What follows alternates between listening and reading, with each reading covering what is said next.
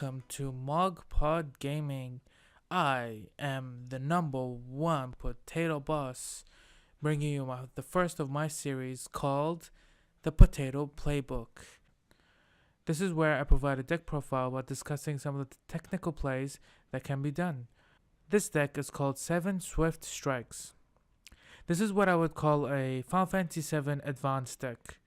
I call it 7 Swift Strikes because my earlier iteration of this deck exclusively had 7 unique Category 7 forwards, where this deck obviously focuses on dealing 7 points of damage as quickly as possible. Now all my forwards are still Category 7, but I have 8 unique forwards, and for good reason, I promise you. I've been piloting this deck for more than 2 months, just to get the cards just right. I took this to the Australian Nationals where I was able to get 10th place, and I'm quite happy with the deck.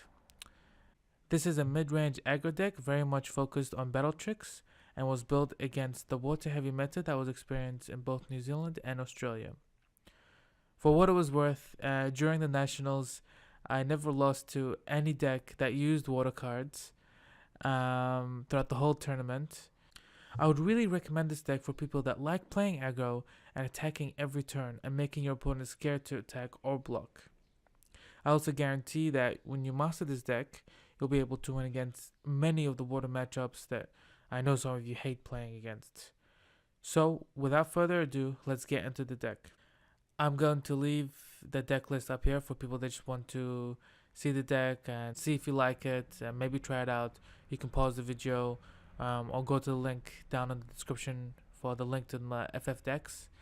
Otherwise, without further ado, let's get straight into the deck. Okay, let's start with our main man, the Final Fantasy Golden Boy, Cloud. There really wouldn't be Final Fantasy trading card game if Cloud wasn't good, right? I actually play all 4 of the different Clouds, because each one does something different and something great. Let's start with the Opus 1 Common Cloud. Unfortunately, I can't talk about this card without talking about the legendary Zack as well. That's because 90% of the reason why this Opus 1 Cloud is in the deck is because of the legendary Zack. The 2-drop Cloud is, if you control a Category 7 forward other than Cloud, Cloud gains 2000 power, and when Cloud enters the field, choose 1 forward opponent controls and deal it 2000 damage. That second line of text is actually very relevant with Zack. And the first line of text, in my deck at least, can be changed to if you control any forward, because every one of my forwards are Category 7.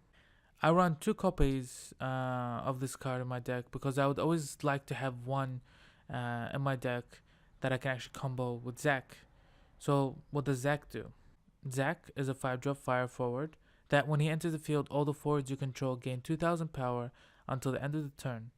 When Zack is put from the field into the break zone, you may search for 1 card named Cloud, of course 4 or less, and add it to your hand, or play onto the field, Del. So this actually combos really well with Cloud. When we all found out about Zack, everyone was raving about how they can get the legendary like Cloud onto the field whenever he dies. But I wasn't actually worried about that. I saw instantly the value that you can get with the 2-drop Cloud because I love battle tricks. 80% of the time Zack dies is because he is actually attacking into or blocking a forward stronger than him. And so this is where the 2-drop Cloud comes in. When Zack dies, you can get the 2-drop Cloud from your deck, put it onto the field, and you can deal an additional 2k, which usually means that you can kill any forward up to 10k, and you still get a forward on the field. Some relevant forwards that I've used this against is cards like Minerva, Legendary X-Death, Emperor Zande. So in this interaction, they lose 1 big forward, and I usually gain a 7k forward. It's a great trade.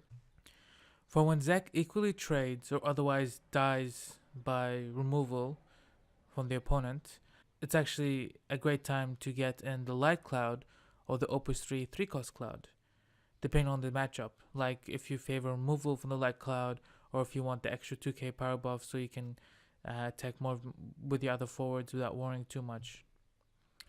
Zack is great in many matchups, including Lightning, because if they outsid the Zack, then you don't really mind because you've got a 4 cost or a 3 cost cloud on the field after they Al-Cid, which is able to block or contest with their Al-Cid combo. But what you do have to be careful of with Zac is getting hit by a Leviathan effect, which returns the card back to your hand. That can actually hurt your resources pretty bad when they do that. Um, Also, be careful of cards like Hero Yuna, Annuo, or Shentoto that prevent Zac from hitting the break zone. Against these type of cards, I usually would not even play Zac. Try not to have Zac and Cloud on the field at the same time, because getting a Cloud on the field through Zac's effect is much better than getting a Cloud in your hand. Usually, when you have a Cloud and Zac, and the opponent doesn't have a way to remove Zac without getting Zac into the break zone, that is when is the best time to kill Zac, because that means they only get one card in the hand as opposed to a forward that they can attack with next turn. But obviously, it all depends on the matchup. Next up is the 3-drop Cloud. So this 3-drop Cloud is amazing when I first heard of it. It's on curve at 3 cost 7k. And if you control a category 7 forward other than Cloud, Cloud gains Brave. And then you can just dull him and you can choose one attacking forward and it gains 2000 power until the end of the turn. In this deck, the first line of text could just be changed to if you control another forward. And the plus 2000 power is very relevant and pretty much always makes your opponent scared to block. It also works great with Belias and Selfie, as that will pretty much guarantee that you will win any combat. If you have multiple forwards, try attacking with this Cloud first, and then if they don't block, then you can threaten power boosting all your other forwards. Remember, you can still power boost even if they have no forwards or don't block you. The reason why you'd want to do this is so you can get around the Al-Cid if you suspect they have it and gonna cast it next turn. The other reason is to power up your forwards so that you can use Robon or Atomos, which I'll go more in depth later. This card makes it so you can be really aggressive. Its only main downside is that it's called Cloud and it has no S special. So if you have this Cloud on the field, chances are you're gonna draw into other Clouds and you can't really play them or use their S. I wouldn't worry too much because against many of my opponents, this Cloud is actually a kill magnet. So the opponent is going to try to remove that Cloud. And when they do, you can play the other Clouds from your hand. So, and now they have one less removal. And if they don't have a way to get rid of it, it usually means that you're winning anyway. With the 3-drop Cloud, I only play 2 because there can only be so many Clouds in the deck. And like I said, that you don't want to be on the field and you draw extra Clouds. Next up is the 4-drop Cloud. So this is a 4-drop 8k on curve forward with Brave and 2 S abilities. Meteor Rain is S, 1 CP, dull, deal 4000 damage to all the forwards opponent controls. And Omni Slash is S, 3 CP, dull, choose one forward, break it. Both of these effects can be very relevant. This Cloud is very versatile with its 2 S abilities and having Brave so it can safely attack and block. I only play 1 as I do not want to club up my hand with light or dark cards, especially if you're behind and you want to cast a 7-drop Shentoto. You can also, if you want, search for this Cloud with Jesse or Zac if you really need it in a matchup. The other reason why this 4-drop Cloud is actually pretty good is beating Water Light decks. I knew because of the Masters in Japan that they were bound to show up in the Australian Nationals, and they did. I actually fought a Water Light deck on the stream for those Nationals. When you play this Cloud against them, and you try to not be risky with the Cloud, because he survives the Ultima play. So when you attack or block, you need to make sure that there isn't a way for them to remove Cloud. This includes them blocking with a Zidane Arnie Knight and them casting a Kuchulain to reduce their Cloud's power and breaking him. You only have one Light Cloud and there's no way to get him back from the break zone. The best way the Water Light players can get rid of this 4-drop Light Cloud is to Leviathan him back to your hand. And unless they have many forwards, they aren't going to get much value out of that play. Remember that you can use this S ability for just even mutual range, so you can stop the opponent from targeting with the Alcid, and that's very important because you don't want um, a card like Light Cloud to get removed by Alcid combo. So this deck plays 7 clouds, a total of 7 clouds. So you are bound to draw into a cloud or already have a cloud into your hand, and to use the S abilities multiple times in the turn. Next up is the 6-drop cloud. This cloud is actually very strong in this deck and probably your best cloud. Most of the time when you play him onto the field, he's a 3-drop. This 6-drop cloud is a 9,000 fire forward and reads that the cost required to play cloud onto the field is reduced by 1 for each of the category 7 forwards you control. And so this literally means in this deck as many forwards as you control. So if you control 3 forwards, this cloud is a 3 cost. Each time a forward you control attacks, he gains 1000 power until the end of the turn. I cannot tell you how many times players overlook this second ability. This second ability is very relevant, especially when you have a Belias or you have a Selfie on the board. His S ability, which is S Fire CP 1 CP Dull, choose 1 forward, deal 8000 damage, is actually very relevant. 8000 damage can kill many of the forwards, and is a very good way to get clouds out of your hand for some value. Playing this cloud onto the field always feels good when you're playing him for 2 or 3 CP.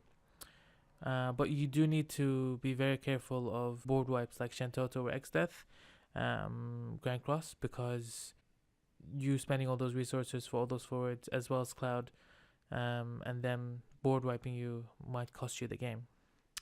I play 2 of this 6 cost Cloud.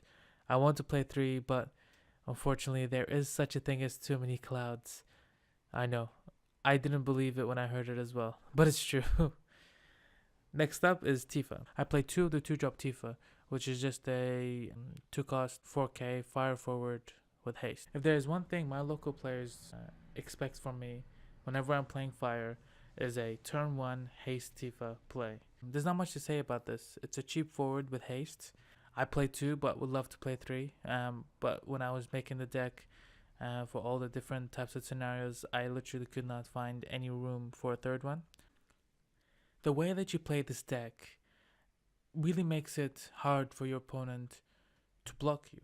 And one of the best stories I have was when I went to a Wellington regional event, and it was the second game out of a best of 3, and he knew how many battle tricks I have and how I can power up my forwards and how I'm able to usually have favorable trades. At one point in time, I had 2 backups, only a Tifa in play, and the opponent had 2 8,000 power forwards.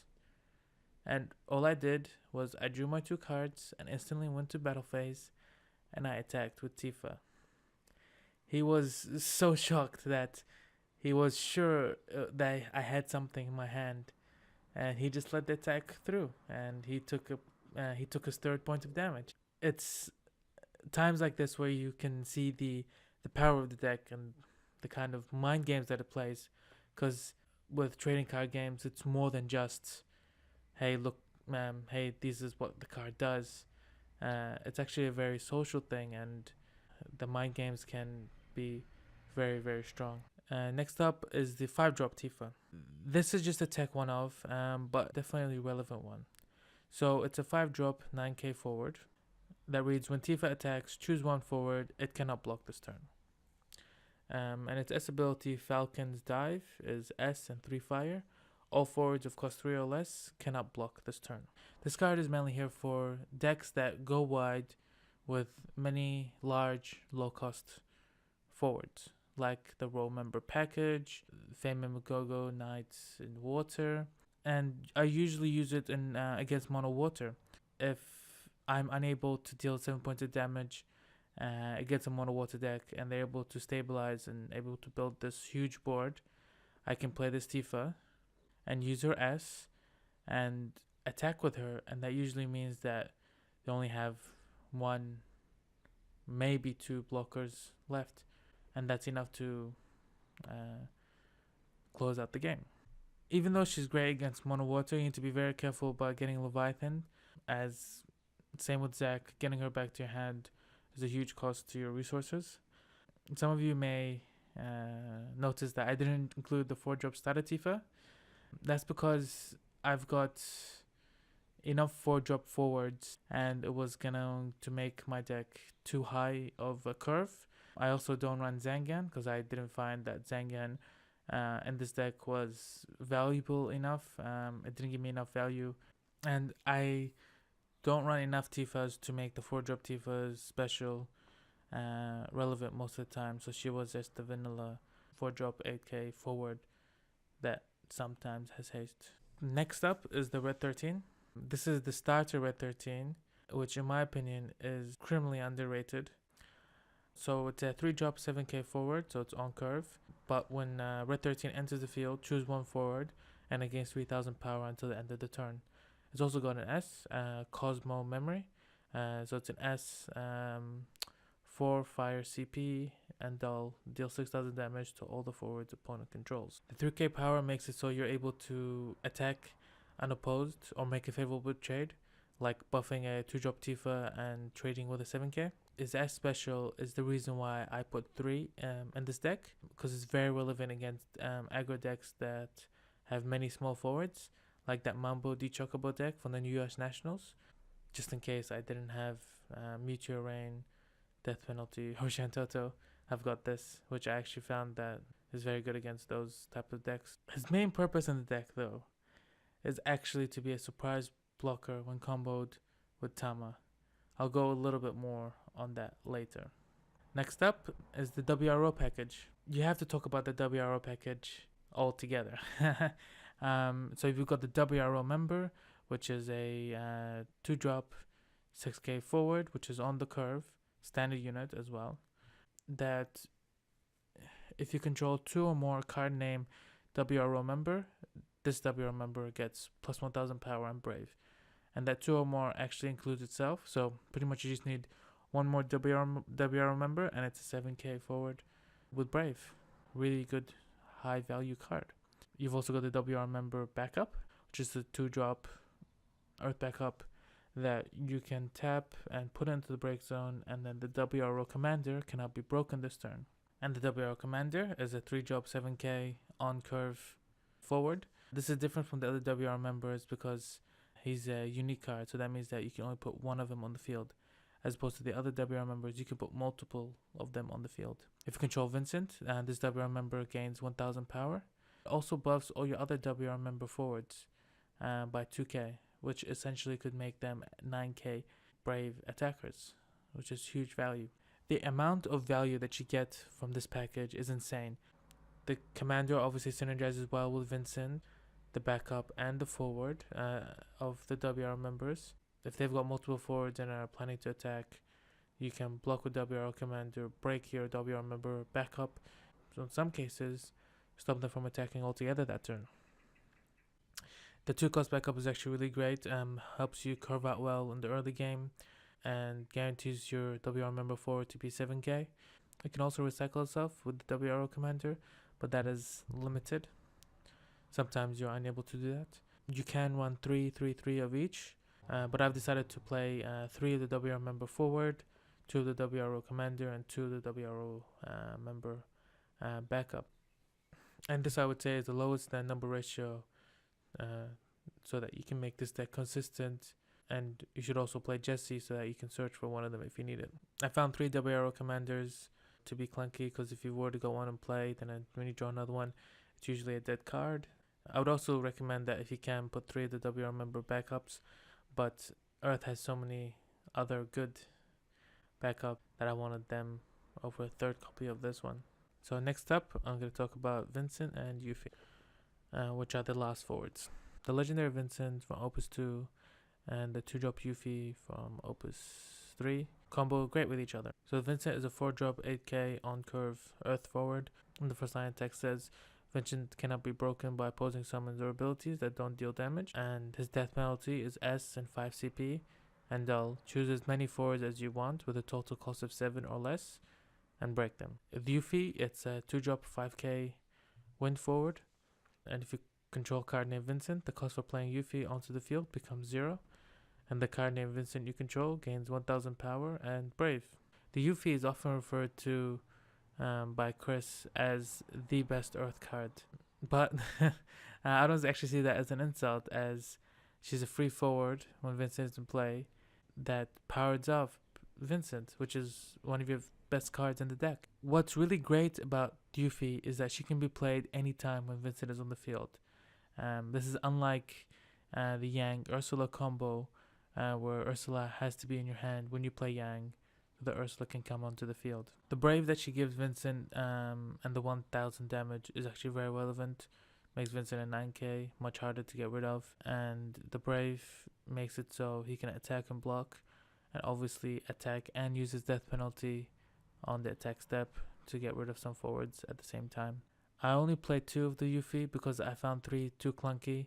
She's a win force, so she can't really be used to play a 2-drop backup early on the game. I can search for her when I want to as well with Jessie. This legendary Vincent is Odin proof, so it's actually very durable and pretty hard to get rid of. It's actually quite susceptible to the Alted combo and other damaging abilities. Specifically about the Alted combo, it's a good idea to have Belias in hand and another copy of Vincent, so you can use death penalty and avoid the Alted trigger. As S special is actually very relevant against a lot of the matchups, including Mono Water, which can actually get rid of as many as 3 forwards in one go.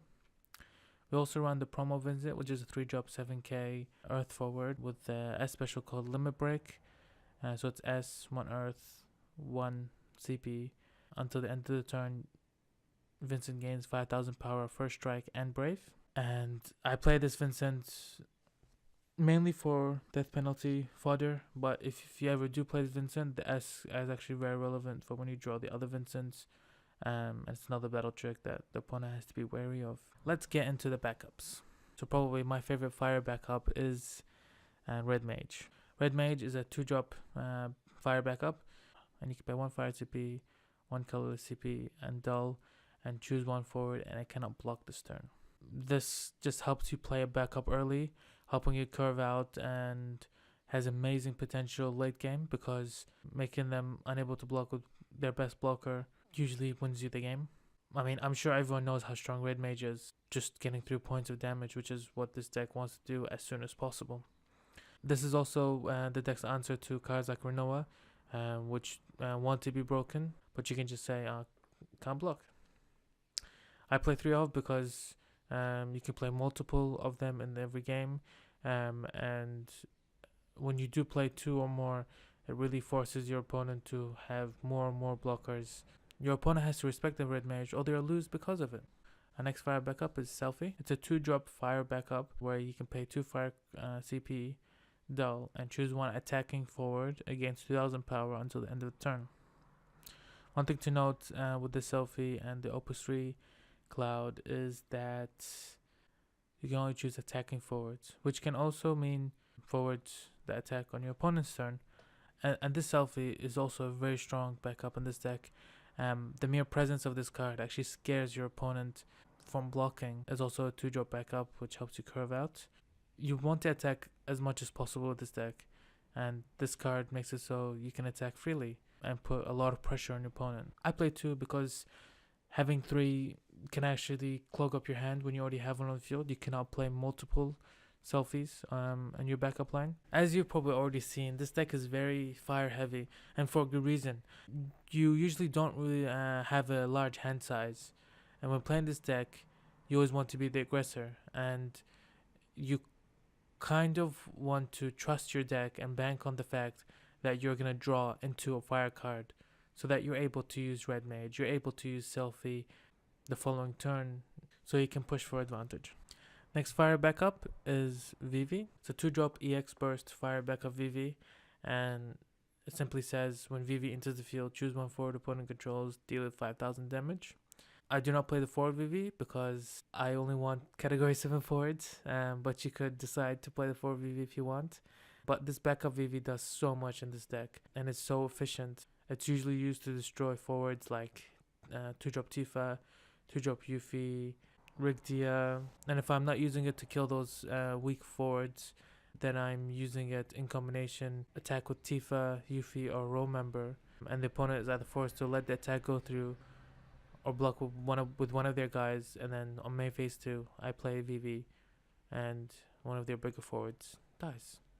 It's a very versatile card and has an EX burst, which can actually be relevant to stop further attacks, as it threatens removal of a larger forward when I have a weak forward ready to block, like a 2-drop Tifa. I play 2 of, mainly because of the EX burst, and I can only play 1 VV in the backup line. Hey, look, it's my favorite card. It's Tama. This is another 2-cost backup, helping you curve out with the very strong abilities. You can pay X number of CP crystals and dull Tama and put Tama in the break zone, and you can play 1 character card, so that's forward or backup, of cost X, and the X is how much you paid, or less, from your hand onto the field. With this card, you can play any card of any CP. There is no CP restrictions, which includes cards like Emperor Zande, but that doesn't include cards like White Tiger, Lissi, Nimbus. The main reason why I use this card is because it has one of my favorite battle tricks.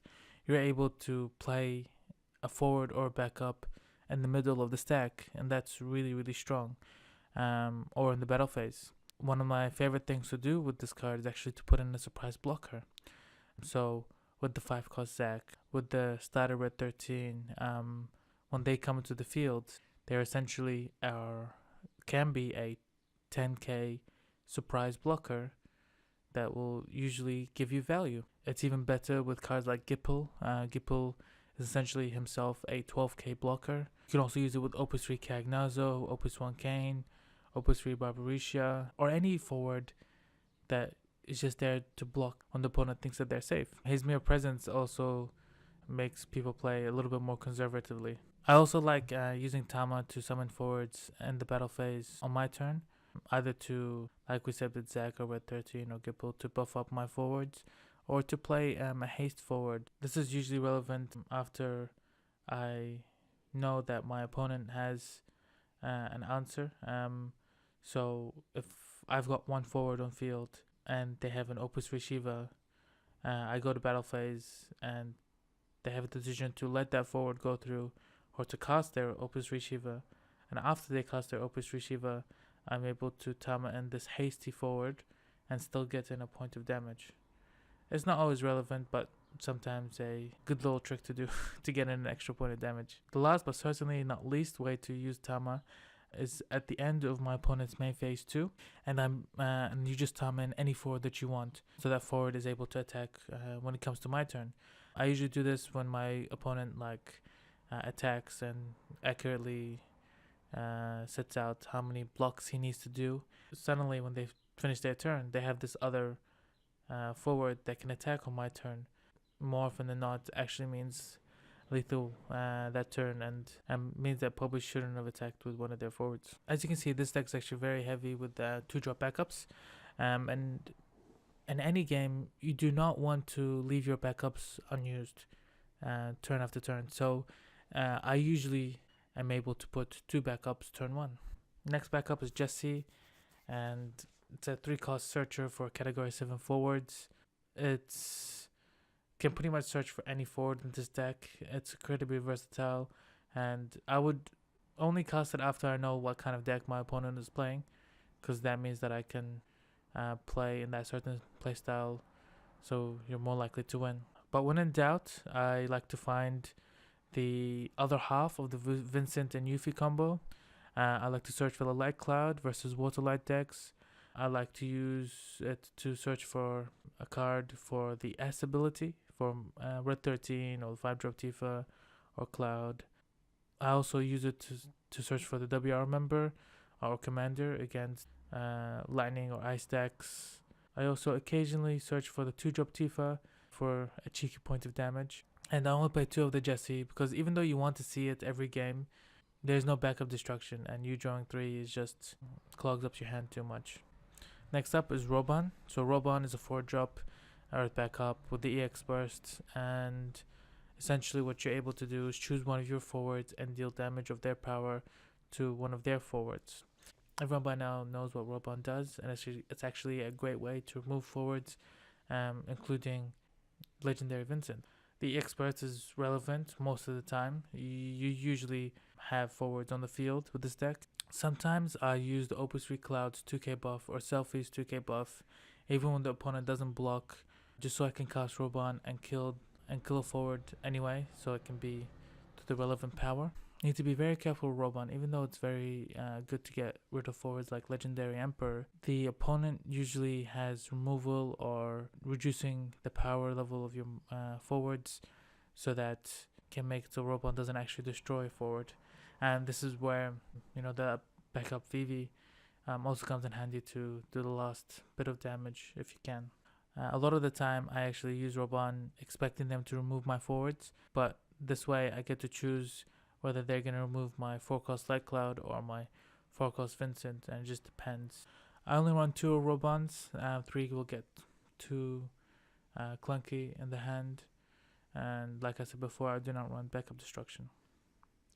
Next up is Shantoto. It's a 7-drop Earth backup. Shantoto enters the field. It gains the elements of fire, ice, wind, earth, lightning, and water. And when Shantoto enters the field, remove all forwards from the game. So it's a very effective board wipe. Usually use it when you're behind to get back into the game. It's also a very good timer target to use at the end of your opponent's turn. Kind of reset everything. I essentially count Shantoto as a summon that takes up a backup slot.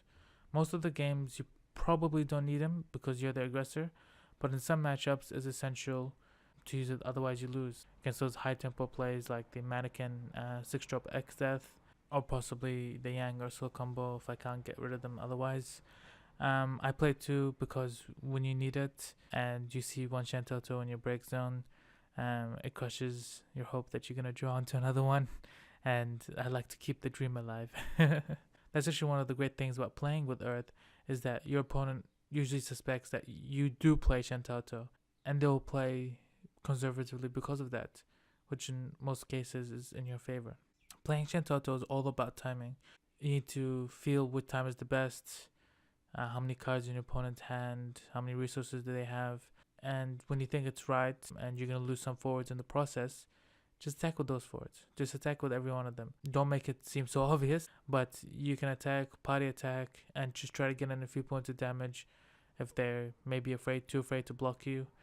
And then you can cast a Shantoto because you were going to lose those forwards anyway. Let's go into the summons. And I play 3 of the Belias. It's a 2-drop fire summon with an EX burst. They can choose one forward until the end of the turn. Gains 1000 power, haste, and first strike, and you get to draw a card. There's not much to say about this card. Everyone knows how good this card is, and not only that, it replaces itself because you get to draw a card. And the Japanese chapter series, Belias was the same, except he didn't actually draw a card, which I would think is balanced, but the drawing of the card just makes it a little bit unbalanced.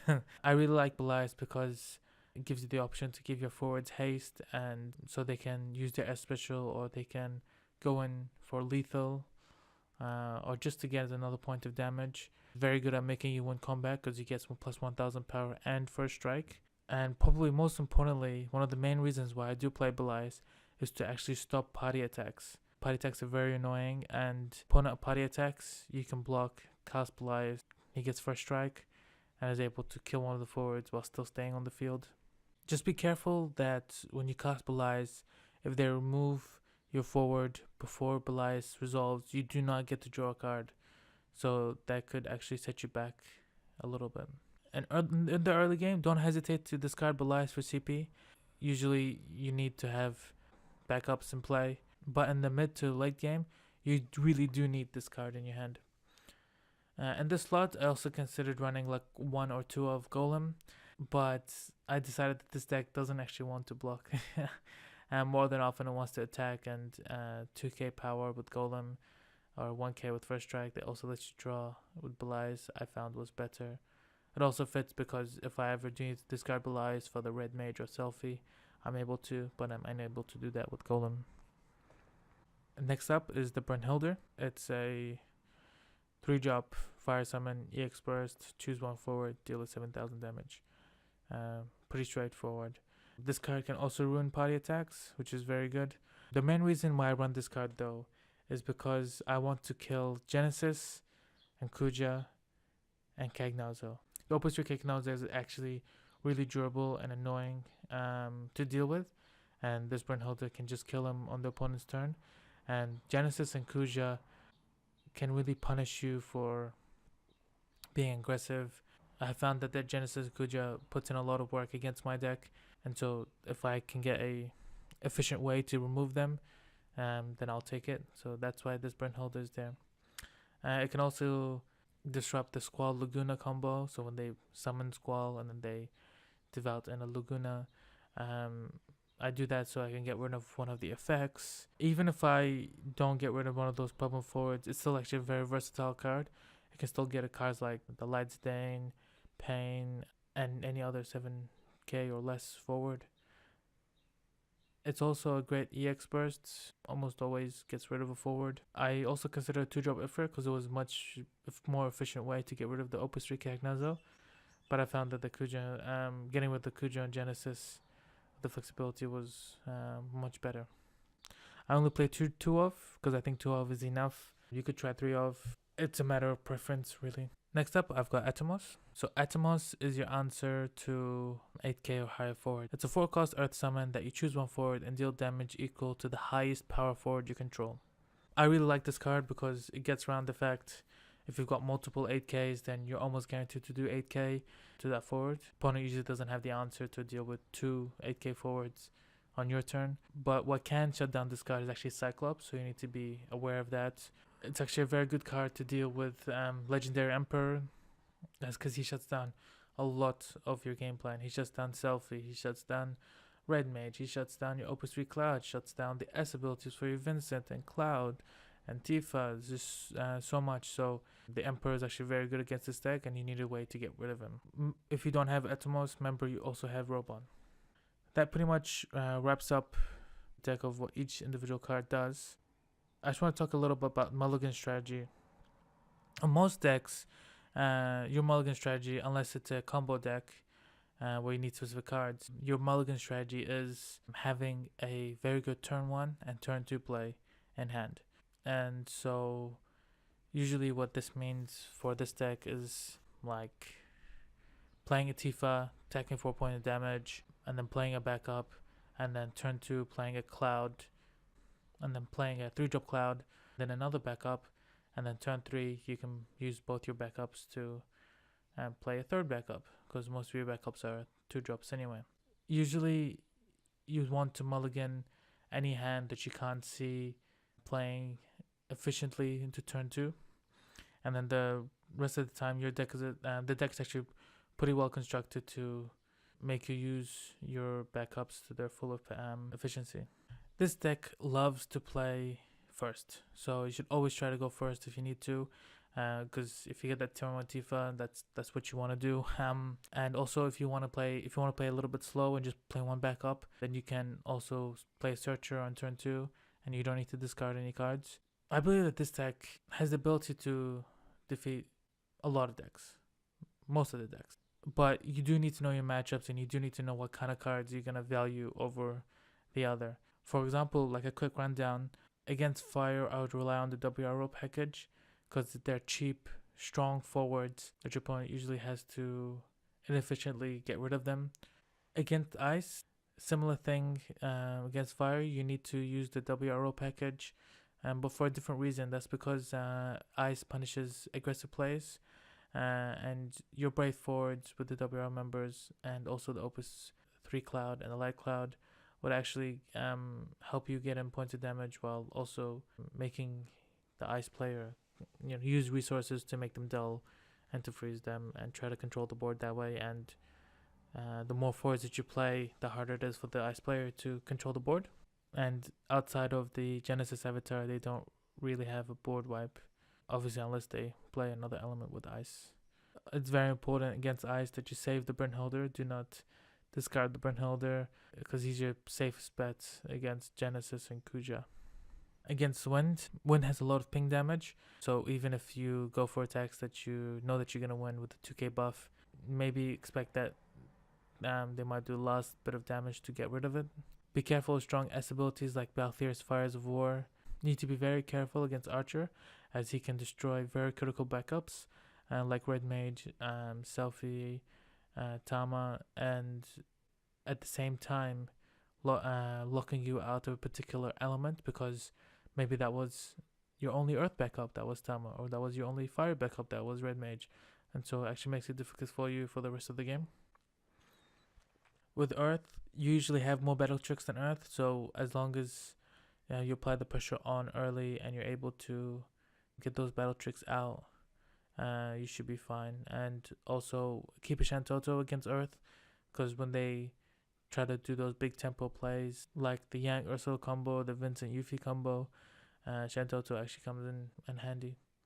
Against lightning, what you need to worry about against lightning with this deck is the Alcid combo and the X Death's Grand Cross. If you avoid or minimize your losses on these, then you will win the match. For example, if you play Cloud or Vincent and then they try to Alcid, use Belias and cast the S special so they can avoid the Alcid trigger.